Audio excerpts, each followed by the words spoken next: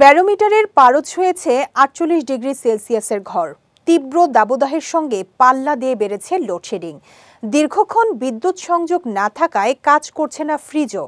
তাই রেকর্ড ভাঙা গরমে দুধ রুটির চেয়ে বেশি দামে বরফ বিক্রি হচ্ছে আফ্রিকার দেশ মালির অনেক অঞ্চলে। বিস্তারিত সঙ্গীতা সার ডেস্ক রিপোর্টে।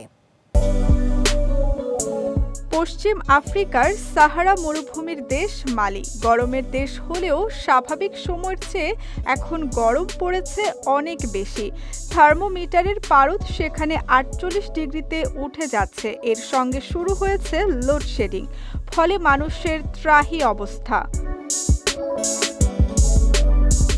রেকর্ড ভাঙা এই গরমে দেশটির কিছু অংশে তাই এখন রুটি ও দুধের চেয়ে বরফের টুকরার দাম বেশি, কারণ নিয়মিত বিদ্যুৎ না থাকায় ফ্রিজ চলছে না, ফলে খাবার সংরক্ষণের জন্য বরফ ব্যবহার করতে হচ্ছে।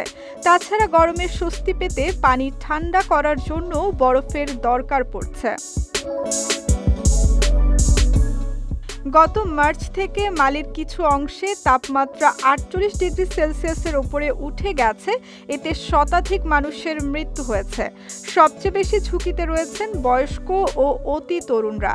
বামাকোর ইউনিভার্সিটি হাসপাতালে কর্মরত অধ্যাপক ইয়াকুবা তোলুবা জানান, আমরা প্রতিদিন গড়ে ১৫ জনকে হাসপাতালে ভর্তি হতে দেখছি।